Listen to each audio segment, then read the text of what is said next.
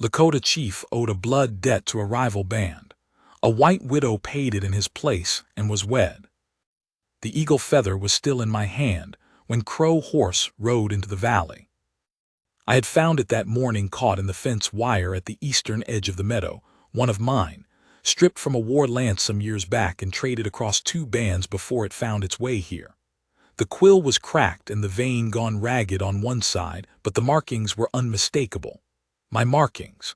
When I saw it, I stood there a long while, the cold coming up through my moccasins from the frozen ground, turning it in my fingers.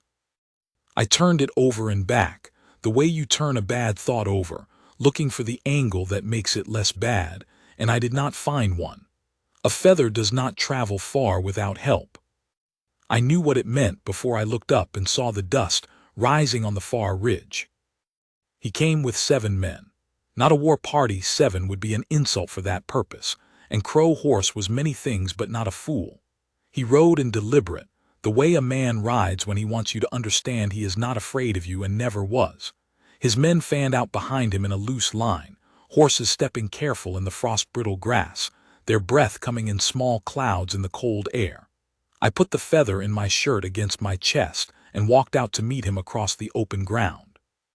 That debt, 12 years I had been carrying it. My name is Lakota. I was chief of the Sikangu band that wintered along the river the whites had started calling the North Fork. I will not tell you the river's true name because it belongs to us, and I am not in the habit of giving things away. We were not a large band, 40 families at the count I am describing, perhaps a few more in good years, but we had been here since my father's father made camp on this ground and decided to stay, and the land knew us and we knew it. The winters were hard and the summers shorter than I liked, but the grass was good, and the creek ran clean, and the buffalo still moved through in sufficient numbers that a man who paid attention could feed his people. We were left mostly to ourselves, which was the best thing you could say about living in that territory in those years, when the whole country was shifting under everyone's feet, and the argument about who owned what was only going to get louder before it got quiet. Crow Horse led a band of Hung Papa, farther north and east in the broken country between 2 rivers. We were not enemies. We had never formally been friends either. There had been a time before I was chief when our 2 bands had shared a late-season buffalo run and split the kill even, which is a thing that only happens between people who trust each other at least in one specific way. I remembered that as a good autumn. Both bands had fed through hard winters on the strength of it. But 12 years back, a young man of mine had ruined what had taken years to build, and I had been carrying the wreckage of it ever since. His name was Chayton. He was 17, riding his first full season as a man, full of the things young men are full of, certainty about his own rightness, a short line between an insult and a response, a dispute over a rifle at a trading camp, words spoken too fast, a bad moment. He had killed one of Crow Horse's horses in the argument, not the rifle that started it, a horse. Crow Horse's favorite, a spotted stallion, dark-legged, wide in the chest, 5 seasons under him and called by name. The horse was dead before anyone could step between them. I had handled it the way a chief handles the stupid decisions of a young man. I sent Chayton away from the band for a full season, which is not a light punishment in that country. A young man alone in winter learns quickly what a community is worth. I went a Crow Horse myself, which required 4 days of riding, and I brought what I could bring, 2 of my best blankets, a good knife, 2 horses that were worth something though not what his stallion was worth. I presented this honestly. I told him what I had brought was not enough, and that I was offering it as a beginning and asking his patience. He accepted it without speaking. That was the problem. In our way, silence from the wronged party at the moment of settlement is not acceptance. It is the sound of a man who has decided the gesture was noted and the account is still open. He had taken what I brought because refusing it would have been a door left open to more argument, and more argument might have meant something neither of us wanted. But his silence had meant the door was closed, the account was not cleared, and the debt was still mine. Every man in both bands knew it was there. Every season it sat there unpaid was another season of strain between us, subtle and steady, the kind that doesn't boil over all at once but wears things thin over time. In our way, a debt of honor does not expire. It gathers weight the longer it sits, the way water gathers behind a dam, quietly, patiently, until the pressure is enough. Crow Horse pulled up about 20 feet from me and looked down from his horse a moment, then stepped off. A courtesy, a chief does not speak to another chief while mounted if he is the one who has ridden in asking. I gave him that and stepped forward until we were a comfortable speaking distance apart, both of us on the ground, and the open meadow around us, and his men behind him and a few of my own people watching from the edge of the camp. We spoke in Lakota first, then some Crow that neither of us spoke particularly well but that we had in common from years of trade, then the trade pidgin that was ungainly and approximate but usable when the other languages ran short. His words were deliberate and plain, as Crow Horse's words always were. He said he was going south before the hard freeze. He said his youngest daughter was to be married in the spring, and he had 3 horses to give as bride payment, but needed a 4th to make it right. He said the 4th horse should have come from me 12 years ago. He was not wrong. I had 2 horses worth giving. The first was a roan gelding I had bought from a settler 2 seasons back, good horse, steady in rough country, sure-footed on ice and clay both, good for another 5 or 6 years easy. The second was a gray mare who had foaled 3 times and would likely foal again in the spring, which meant she was worth considerably more than she looked. I could spare neither, and Crow Horse knew that and had ridden 4 days to ask anyway, which told me how serious this was. What he was asking was not only about the horse. It was about his daughter's marriage payment being complete and his honor in front of the men of both their families being intact. It was about me acknowledging in public, with action rather than words, that the debt was real and I was meeting it. A man who cannot meet a debt like that when the moment finally comes is a different kind of man than the one he thought he was, and the men in both our camps would know it. I told him I would have the horse by the next morning. He nodded, not satisfied but willing to wait. His men began making camp at the edge of the meadow. I walked back to my lodge slowly, not hurrying, because a chief does not hurry when people are watching, and went inside and sat down by the fire and let it burn low while I thought. The roan had to go. I knew it before I sat down. The gray mare was breeding stock. If she foaled in the spring, we needed that foal to recover what we'd lost at the creek crossing in autumn, when a gelding I'd had 8 years went down in fast water and couldn't get back up. The roan going meant the band went into winter 1 horse short of what was comfortable for the heavy work. It meant we would manage, because we always managed, but it meant somebody walking to the herd meadow in deep snow, and it meant the men who could least afford to be worn down before February would be worked a little harder than I liked. I sat there and ran through it a few more times, the way a man does when he already knows the answer and is looking for a better one, and I did not find a better one, and the fire burned lower and I did not add wood, and the cold came into the lodge the way it does in that country, quiet and patient and certain. It was close to full dark when I heard footsteps outside. Not one of my people. I know every step in this camp, the weight of every man and woman and child, the particular rhythm of every familiar walk, and this tread was none of them. Heavier in the heel, steady and deliberate, not trying to be quiet and not trying to be loud. I pulled back the lodge flap. She was standing there with a lantern. Margaret Rourke. I had known her the way you know a neighbor across a long fence, enough to speak plainly to, not enough to know what she thought about at night. Her husband Liam had taken up a homestead about 4 miles south on the creek in the spring of the year I am talking about, which was 3 years before this evening. Good land, better soil than most of what this country offered, decent exposure, a spring-fed creek that didn't dry in August the way the others did. Liam had worked it hard for 2 full seasons, put up a tight house, cleared 2 fields, run a small cattle herd through the first winter without losing a head, Then the fever took him in the fall of the second year. The quick kind, 3 days from the first fever to the burial. His wife was alone on the homestead by the time the ground was hard enough to put him in it. The other settlers in the valley had expected her to go back east. Women in that situation usually did. The land was a project for a married couple and too hard for one person alone, and most widows had family somewhere they could return to. Margaret Rourke had family somewhere too, I imagined, but she did not go back. She stayed through that first widow's winter. She hired a boy from the trading post for the heaviest autumn work, the last of the hay hauling, the winterizing of the cattle shelter, and she put the rest of the season to bed herself.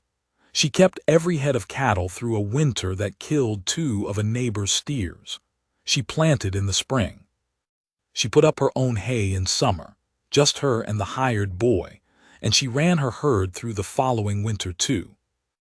By the time I am telling you about, she had 3 years of that homestead alone.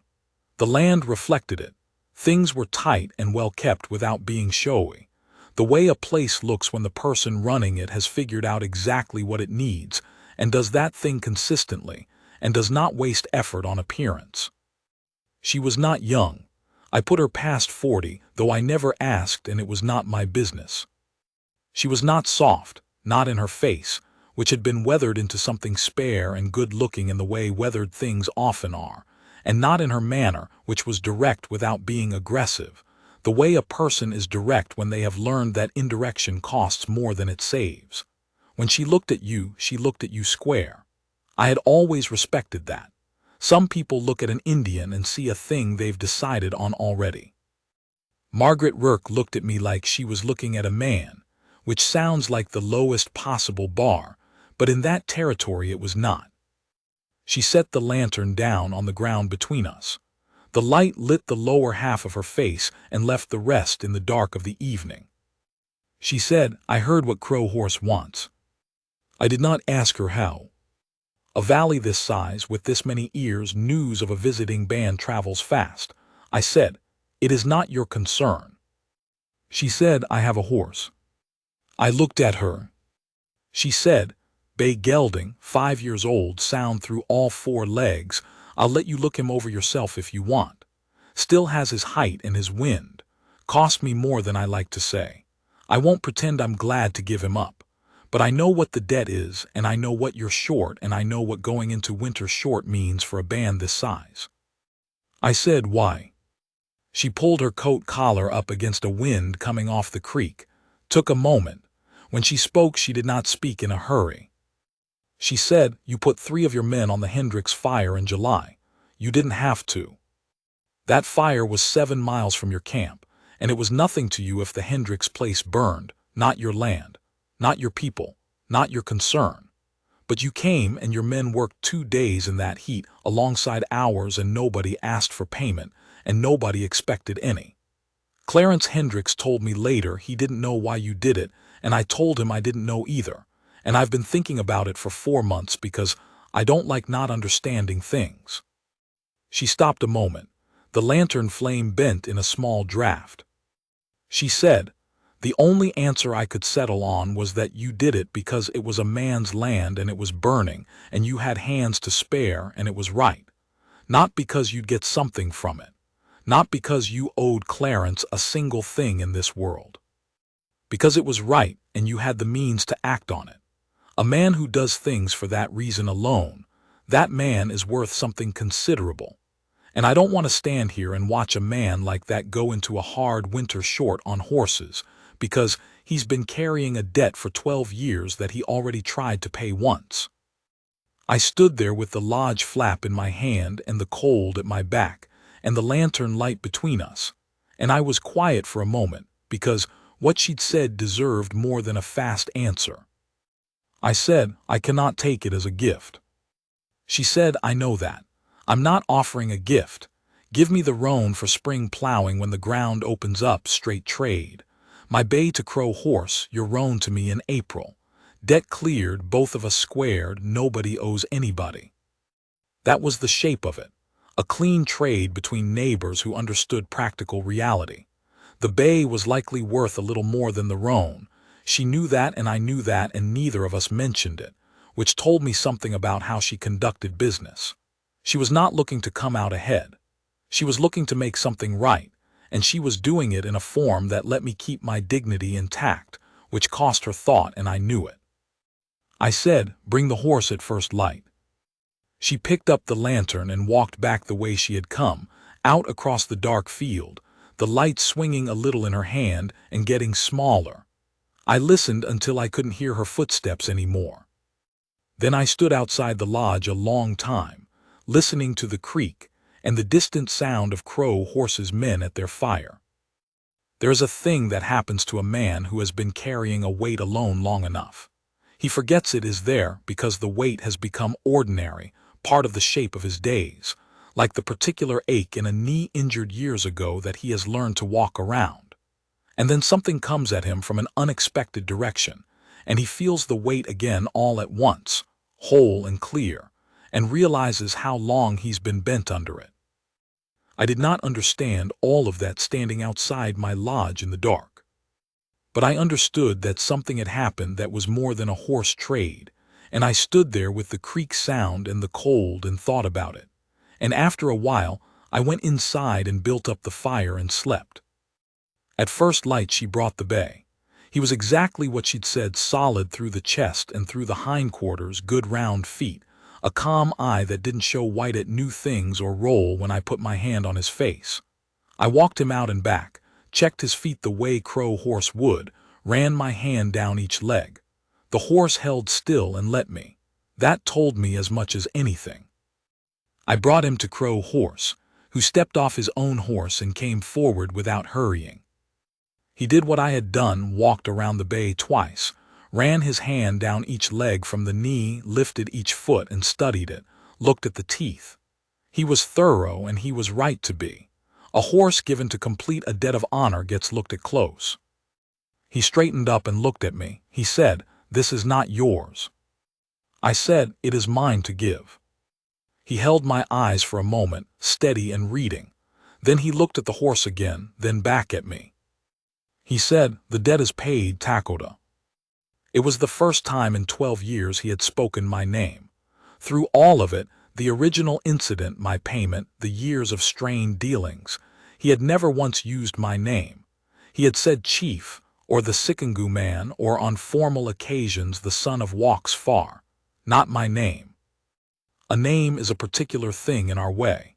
He said it now, plain and even, like a door being shut with care from the other side. His men broke camp efficiently. They had been waiting to go home, and they moved like it. As the line of them rode west along the tree line, Crow Horse turned once in the saddle and looked back. Not at me. Past me, at the roof line of the homestead showing just above the cottonwoods to the south. He held that look 2-3 seconds, his face unreadable at that distance. Then he faced forward and rode on. I thought about what that look meant for most of the day, working through the ordinary business of the camp.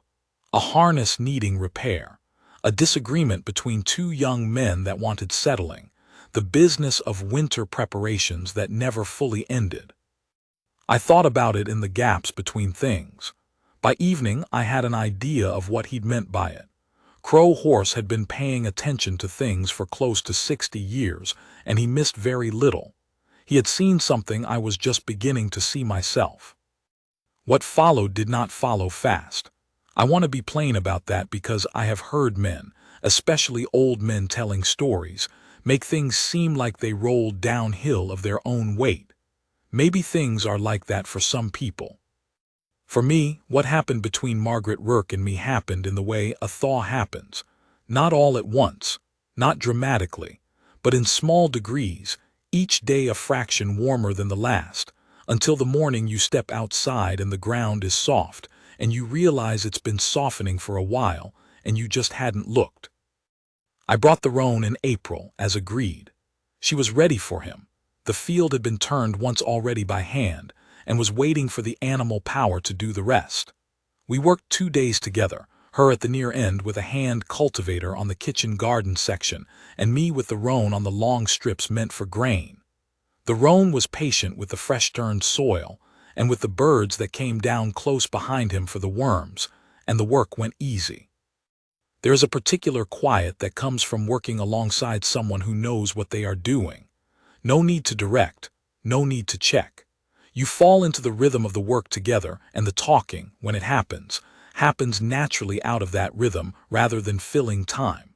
She knew her land and I knew field work, and the roan knew his job, and the three of us got along. She fed me a noon meal both days. Salt pork and corn bread and coffee, plain and hot, on the porch step. Both days a red-tailed hawk worked the updraft off the far ridge while we ate, circling high and slow in the cold spring air. Second day I noticed the hawk favored its left side slightly. A hesitation in the wing beat, barely perceptible, a compensation built into the flight pattern. I said, "That bird has a bad wing." She said, "Old injury. Healed crooked, you can see the notch in the feather line on the left trailing edge when he's close. I noticed it in the fall when he first started working this ridge. Been watching him all winter." I looked at the hawk again and found the notch. She was right, once you knew to look, it was plain. The bird had learned to fly around the damage so well it was almost invisible. Almost. She said, "I keep expecting to come out one morning and he'll be gone, but he's still here." I said, "He knows this ridge." She said, "Yes, I think that's it exactly." She was quiet a moment, watching the hawk. Then she said, "Do you name things, animals, I mean?" I said, "Horses sometimes." She said, "I named him the hawk. I call him lopsided." I looked at her. She said, "I know. It's not a dignified name for a hawk." I said, "It's accurate." She made a sound that was a laugh, short and genuine, surprised out of her. I had not heard her laugh before. It was a good sound. Second day at noon she asked about my daughter, who had been feverish the previous month, badly enough that I had sent for a woman in the band who knew the old medicines, and had sat up 2 nights beside Sissai's blankets listening to her breathe. I told her the girl was better now, back on her feet, back to being sharp-tongued at her father. She nodded. Then without a long lead-up she said she had lost a child. Back in Pennsylvania before she and Liam came west. A boy 2 years old, the fever, she said, the quick kind. Same as Liam in the end. She said that last part quietly, like she was noting something she found darkly interesting and hadn't fully made sense of. She said it in the same level, plain-spoken voice she used for everything. No performance in it, no reaching for sympathy. The way a person states a fact they have made peace with carrying, even if the peace was hard-won. I did not say I was sorry. I thought about it and decided it was not what the moment wanted. Saying sorry for a grief that old felt like offering a canteen to a man who had already dug his own well. I said instead, "He would have been proud of you." She looked at me, a quick look, direct. I said, "A woman who stays when she could leave, who builds what you've built here, who keeps her word on a horse trade in February when it costs her something real. He would have been proud." She was quiet. The hawk turned slow in the cold air above the ridge. The coffee had gone from hot to warm. She said, "Thank you, Lakota." Her voice was different when she said it. Not louder and not softer and not lower.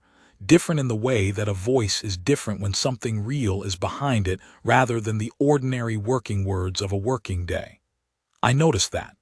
I noticed that I noticed it, which told me something I filed away for later consideration. Summer arrived, and I found myself going by the homestead more often than the practical reasons required. Once in early June about the fence line at the corner of my summer grazing meadow. A real issue, not manufactured, but one I could have sent a young man to handle, and instead handled myself. Once in late July with a shovel she'd left in the ditch we'd cut together after the big rain in June, when runoff from the ridge had threatened her east field, and she'd asked if I had men free, and I'd come with 3 men, and we'd worked a hard afternoon cutting a channel to redirect the water. I brought the shovel back myself. She had coffee and we sat on the step. By summer the hawk had a mate, a female, darker on the back, who had moved onto the ridge and taken up in the nest above the second creek bend. Margaret knew which was which and had named both of them.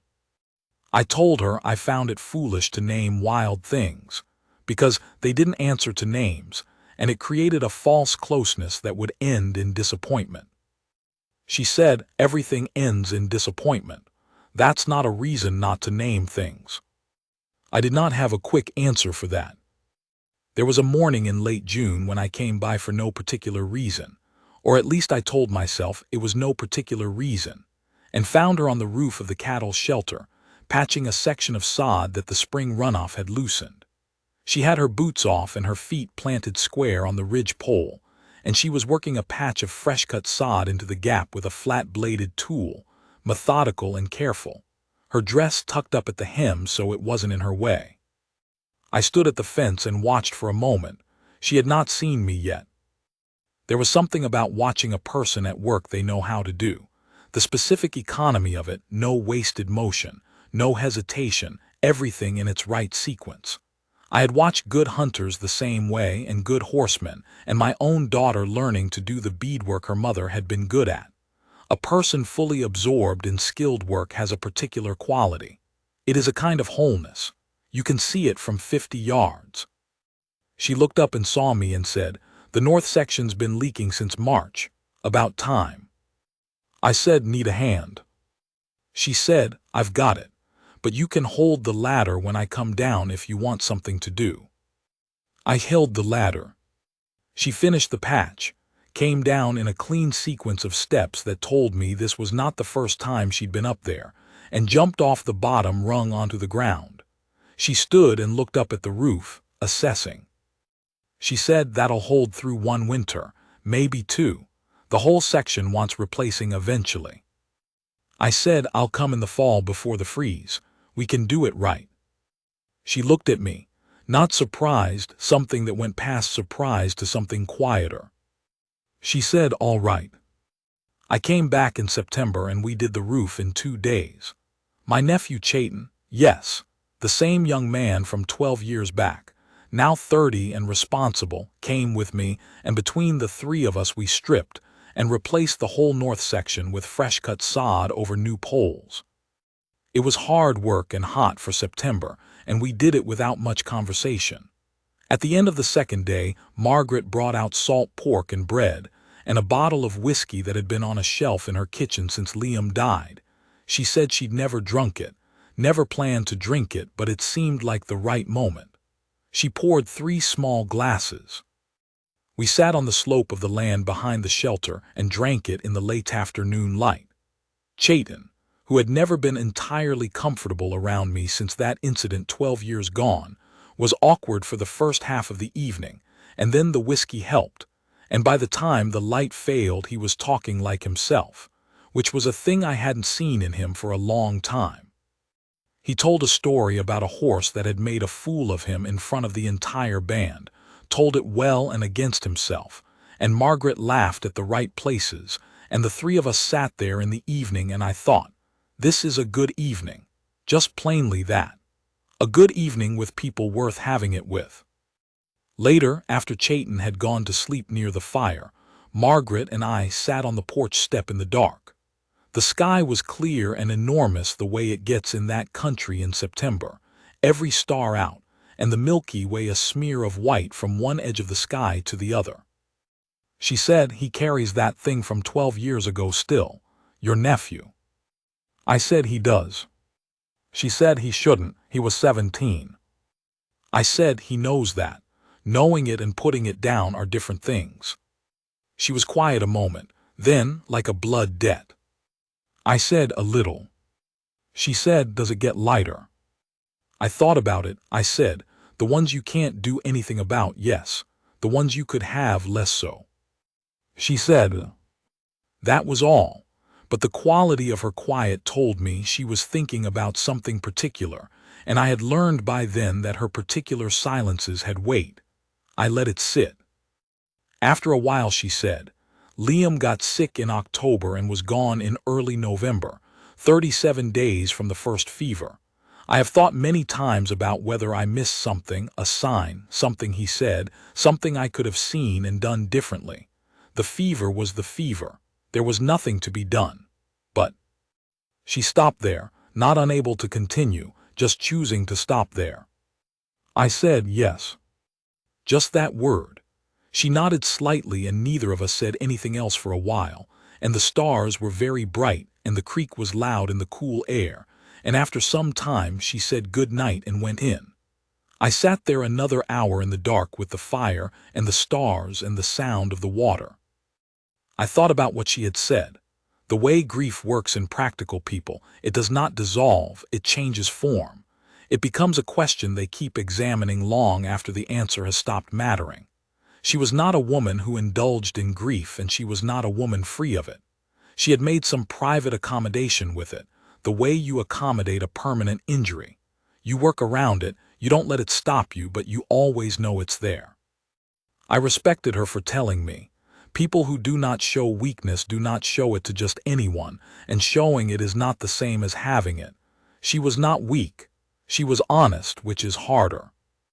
That September night was when I understood fully, not just in the back of my mind but all the way through, that I wanted to marry this woman. Not because she was capable or independent or because she had paid a debt for me. Those things mattered. But what settled it was simpler. I wanted to be the person she told things to. I wanted to be the one she sat beside in the dark on a September night when the stars were out and she had something she was carrying and wanted to set down for a moment. I did not act on it that night. I went home in the morning with Chayton and went back to the work of the band and carried what I knew with me for another month, thinking about it the way you think about something you are fairly sure you are going to do but want to be certain about before you do it. I am not a man who acts fast and then regrets. I am a man who thinks slowly and then does not regret. My daughter settled the question, as I said. But I want you to know that the question was already settled in me by September, on a cold night on a porch step with a clear sky and a woman who had told me a true thing. I noticed things about her that summer that I had not let myself notice before. The way she moved through her land, not like a visitor, not like someone serving out a sentence, but like a person whose body had learned the particular geography of a place and moved through it without thought. The slight lean going around the east fence post because the ground dips there.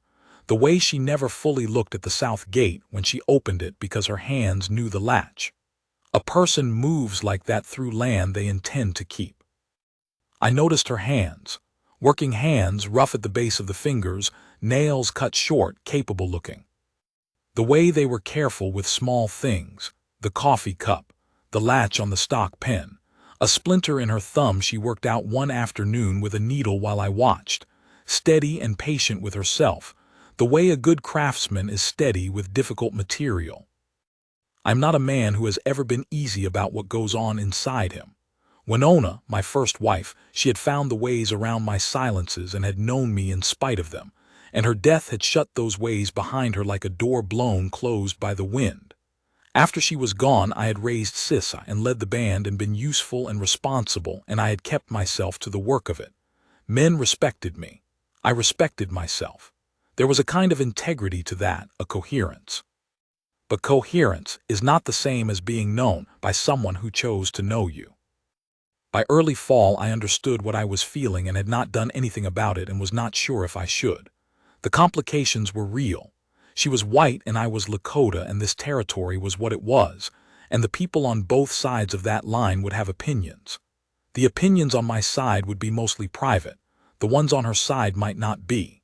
She was a widow, which meant she had a certain freedom to make her own decisions, but freedom and ease are not the same thing. And the central question, what she wanted, I had no clear answer to and no clean way to ask. My daughter solved that problem for me. Sis, I had been watching all summer. I had seen her watching. She had her mother's eyes and her mother's quality of stillness when she was observing something she found interesting, and she had been applying both to me since roughly April. By September, the patience had worn off. She said to me one evening, not as a question, "You should go see the widow at the Creek homestead." I said, "I have been." She said, "You know what I mean." I looked at my daughter. She looked back at me. There was no give in her, no softness designed to let a man talk his way out of an uncomfortable truth. She had her mother's eyes and her mother's lack of interest in pretending things were other than they were. The next morning I went.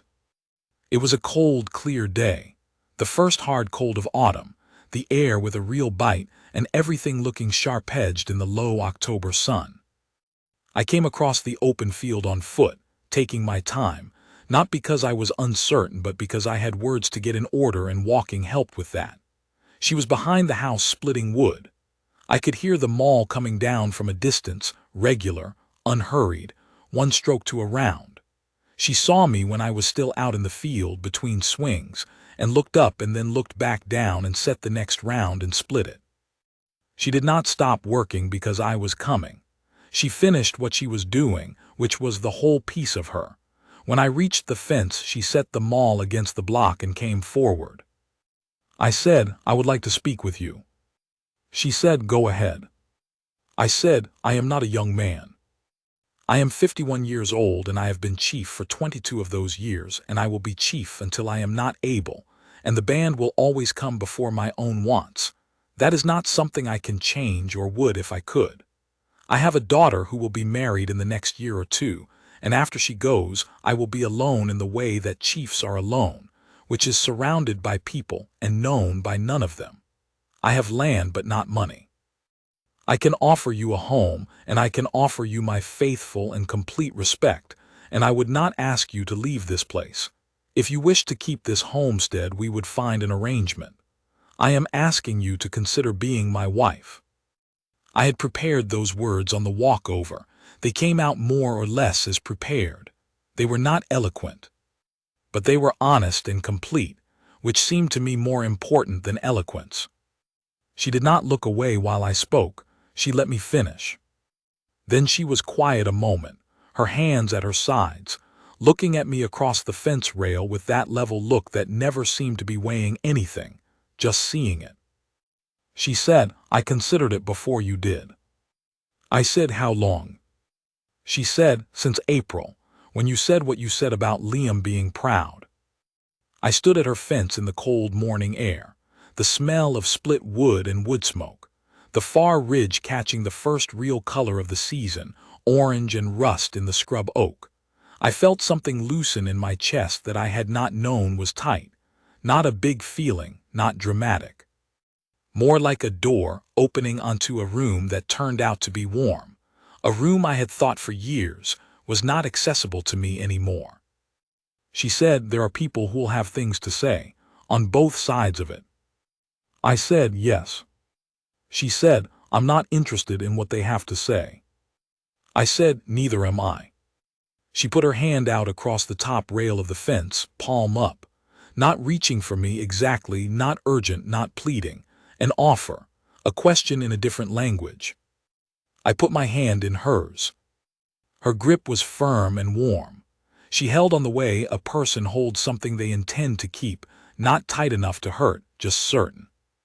We stood there like that for a moment, the cold around us and the wood smoke smell, and a long stripe of morning light across the dead grass.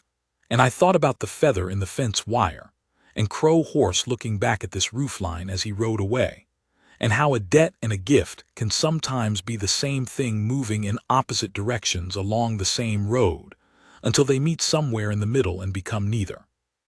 We were married before the first snow. Not in a church. Neither of us wanted that, and the nearest minister willing to conduct it without a month of questions was 2 days' ride, and neither of us had 2 days to spare with winter coming. A man from the trading post named Forster held a county appointment of some kind, enough to make it legal in the way the government recognized. He came out on a Saturday and read the paper, and we signed it, and it was done. My people came, more of them than I had expected. The band was not unanimous.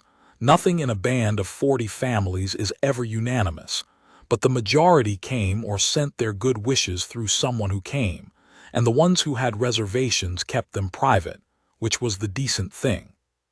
Her neighbors came. The Hendricks family, Clarence with his wife and 2 boys, the porters from the South Bench, old Abel Marsh, who had run cattle in this valley for 30 years and had never once in all that time said anything hostile to me or mine, and who shook my hand after the reading with both of his, the way a man shakes hands when he means it. Sis I stood beside me through the whole of it with an expression of serene satisfaction that she was making no effort to conceal. When the reading was done, she took Margaret's hand in both of hers and held it for a moment and looked at her, and Margaret looked back and smiled, and I watched that exchange and felt something I am not sure I have clean words for. Something that had been pointed outward for a long time, outward toward the band, the land, the work, the 100 responsibilities that a chief carries, turned inward for a moment, toward a center that was small and warm and particular. There is a thing I want to tell about that day. When the reading was finished and the county man was gathering his papers and people were shaking hands around us, and the cold was coming down off the ridge the way it does when the sun drops below it, Margaret turned to me and straightened my collar. Just that, it had gone crooked in the wind, and she reached up without looking around, the way you do a thing for someone who is simply yours to tend to. 1 hand, 2 fingers, a small adjustment, and then she dropped her hand and turned to say something to Clarence Hendricks. She did not look to see if anyone had noticed. There was no audience in her mind when she did it. I was crooked, and she straightened me because that was what you did, and that was all. I have been a chief for 22 years. I have led hunts in weather that would stop a lesser man, across ground that had killed horses and nearly killed me twice. I have sat across tables, real tables, in army offices, from colonels who wanted me to agree to things I would not agree to, and I have held firm and walked out and carried the consequences of that. I have settled disputes between proud men who both wanted blood and sent them away talking. I have been respected by people I respected in return, which is the form of respect that matters. I am not ungrateful for any of it. But there is a difference, a real one, not a small one, between being respected and being tended to. Between the man the world has a use for and the man a particular woman reaches for without thinking because he is hers and she is his, and that is simply how it is. No audience needed, no occasion required, no accounting being kept. I had not known all the way through how large that distance was until those 2 fingers on my collar. A small gesture, a complete one. The kind that only a woman makes for a man she has decided is worth the keeping. Crow Horse sent a gift the following spring, passed through a trader at the post. A blanket dark red with a black border and a geometric pattern in the middle, the kind of work that takes days and is not given lightly. With it came a short message in the trade pigeon. The debt was paid. And then, well done. I put the blanket on our bed.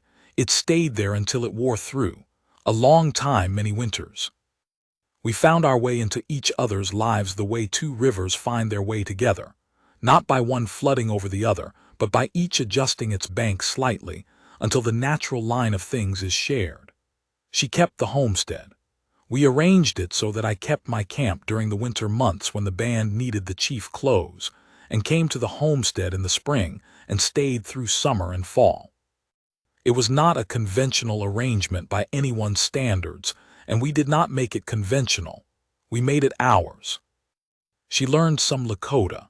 Not fluently, she was past the age when languages come easy, but enough for the purposes that mattered. She learned to read the weather off the ridge the way my people read it, the particular cloud formation that meant a hard freeze before morning, the quality of light in late afternoon that said a warm spell was coming. I learned which of her cattle were which, and could read their tempers and their habits, and I learned the particular geography of her land well enough that I could move through it in the dark without thinking. I was married the following autumn, to a good young man from the northern edge of the band named Chask, patient and steady, who looked at my daughter like she was the most important thing in any room she entered. I gave them horses and a gift of Crow Horse's blanket, not the one on our bed, but one we bought from a woman in the band who wove well, and watched them ride north to Chask's family's camp, and felt the particular feeling that fathers of daughters feel, which is the feeling of handing off something irreplaceable, and knowing it is going somewhere good, and that knowing being only partial comfort. After she was gone, the homestead was quieter. Not empty. Margaret was not a quiet presence. She had her own particular way of filling a space, a steady hum of occupation that made a house feel lived in even when she was outside. But Sisay's absence was real. I had been raising that girl for 16 years without help, and I felt her going the way you feel the weight come off a shoulder you've been carrying too long, all at once and not entirely welcome. Something I had organized my days around was not there anymore. Margaret said nothing about it for several weeks, which was the right thing. She knew the shape of a grief worth sitting with. Then one evening she said, plain and without ceremony, "You miss her." I said, "Yes." She said, "She's good. She knows what she's doing." I said, "She's always known what she's doing." Margaret said, "I know. She gets that from her father." I looked at her. She said, "You think I haven't been paying attention?" There was a brief moment in the firelight where something passed between us, not dramatic, not loud. Just two people who had been learning each other for a year or more, acknowledging that the learning had gone some ways further than either of them had expected. There was a thing that happened in the second year of our marriage that I think about still. An Army lieutenant came through the valley in April, young man, 25 maybe, with two enlisted men behind him, and a lot of certainty about things he hadn't earned yet. He was making rounds of the territory, noting homesteads, noting where Indian bands were wintering and what their numbers were. I had dealt with his kind before. You answer the questions that are your business to answer, and you do not answer the ones that are not, and you do it calmly, and eventually they go away. He came to the homestead while I was there. I was in the east field working the roan. We had traded him back to use through both our plowing seasons by then, an arrangement that had become informal and permanent without anyone formally deciding that. The lieutenant rode up to the house, and I came across the field when I saw him stop. He looked at me and then at the house and then at me again, working something out. He said, "This is the Rourke homestead." I said, "It is." He said, He said my name wrong the way they usually do, 2 syllables flattened to one. He said, "You're the chief of the band that camps up the North Fork." I said, "I am." He looked at the house again, at the garden coming up along the south wall, at the washing on the line, which included some of my clothes alongside hers. Anyone looking would know a man lived here. His expression was not hostile exactly, more like a man doing arithmetic and not liking the answer. He said, "Your band is where it's supposed to be, North Fork." I said, "My band is where they have always been." He said, "I'll need to speak with," he started to say the widow, stopped, started again. He said, "Mrs. Rourke." Margaret had come to the door by then. She stepped out onto the porch and looked at the lieutenant and then at me, and her face was exactly level and exactly calm. She said, "Something I can help you with." The lieutenant explained his business, making rounds, verifying homestead residents, checking in on the territory situation. He used that phrase, the territory situation, the way young officers use phrases that come from superiors without being certain what they mean. He was polite. I will give him that. He asked his questions and wrote his notes, and he did not say any of the things he was clearly thinking. When he was done, he gathered his papers and looked at the two of us, Margaret on the porch, me at the fence, and he said, "Ma'am, if you need anything, if there's any difficulty." Margaret said, "There's no difficulty." He said, "If that changes." She said, "It won't, but thank you for your concern." He rode out. We watched him go down the track toward the main road, his 2 men behind him, until they were through the cottonwoods and gone. Margaret came down off the porch.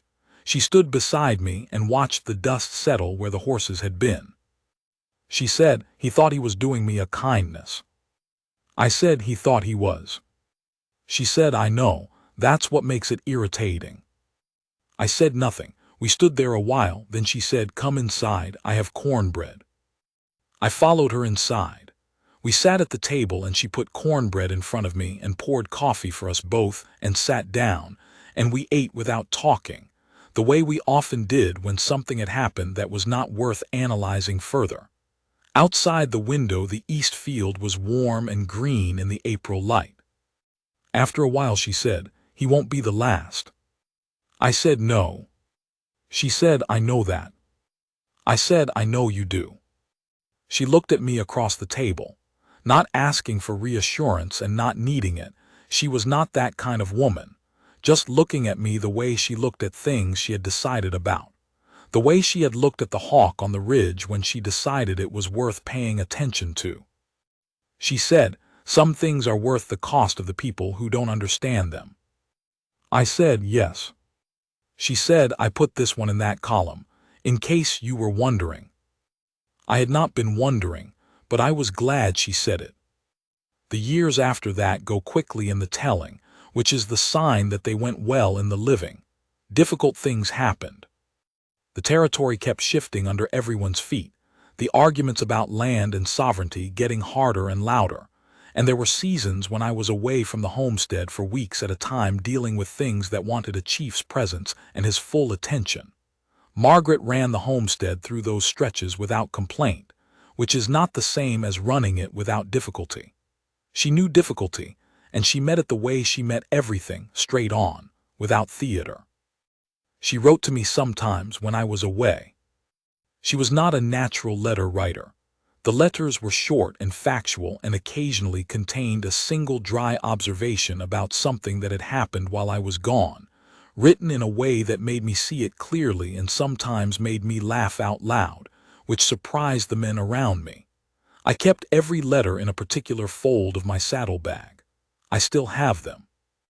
I want to tell about one winter in particular.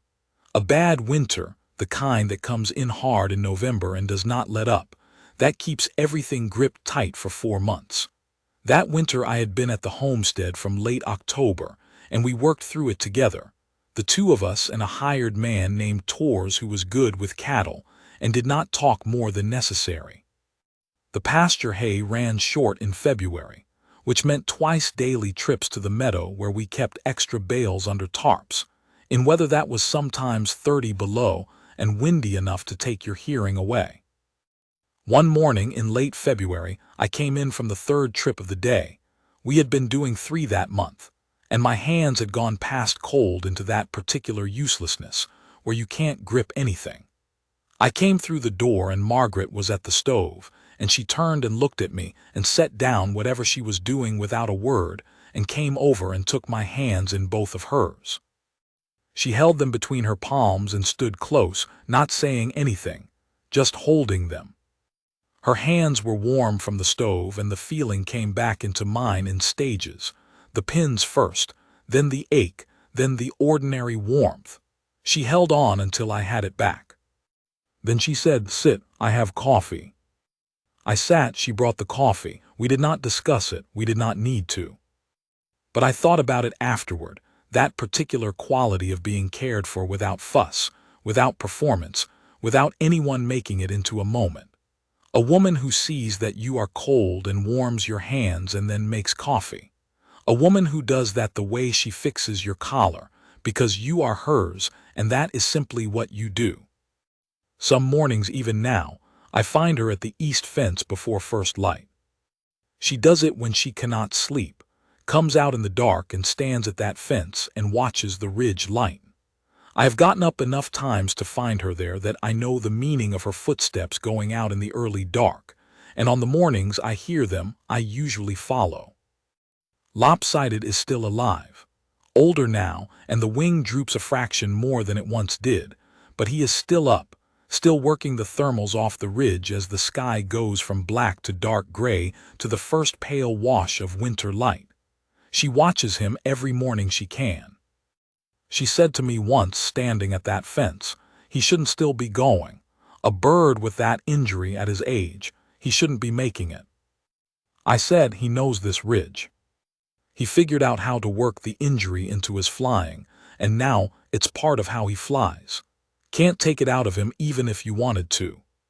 She thought about that, then she said, that's you, you know. I said, the bird with the crooked wing. She said, the one who figured out how to fly around it so well you forgot it was there. I did not answer that for a while. We watched the hawk circle. The light kept coming up cold and clean over the ridge, the particular quality of early morning light in that country that makes the land look like it has been there since the beginning of everything and intends to stay. Then I said, I had help with that. She looked at me. I said, somebody paid a debt for me once, made it possible to pick it back up. She was quiet. Then she said, that was a horse trade. I said, that is not all it was, and you know it. She looked at the hawk again. The hawk turned, the light came. After a while she moved close and put her shoulder against my arm, the way she does when she is cold or when she has decided she wants to be exactly here and nowhere else. Her hair smelled like wood smoke. My hands were cold and she took one of them in hers and held it. The valley was still and wide, and the creek ran the way it always has, and the hawk turned in a long, slow circle above us, flying around his damage so well it was nearly invisible, working the morning air off the ridge he had learned and would not leave. I thought about the feather in the fence wire. 12 years of weight lifted in a single morning by a woman who asked nothing in return except a roan gelding in April. I thought about what a man owes and what a man is given, and how sometimes, if he is patient and honest and pays attention, those two things become the same thing. I thought about Crow Horse saying my name. I thought about 2 fingers on a crooked collar. Her hand was warm in mine. The cold came up through the ground the way it always does. The light lay long and clean across the dead grass of the field. That is enough. That is more than I ever thought I would have. And some mornings, standing at this fence with her shoulder against me, and the country opening up in the early light, it feels like everything there is.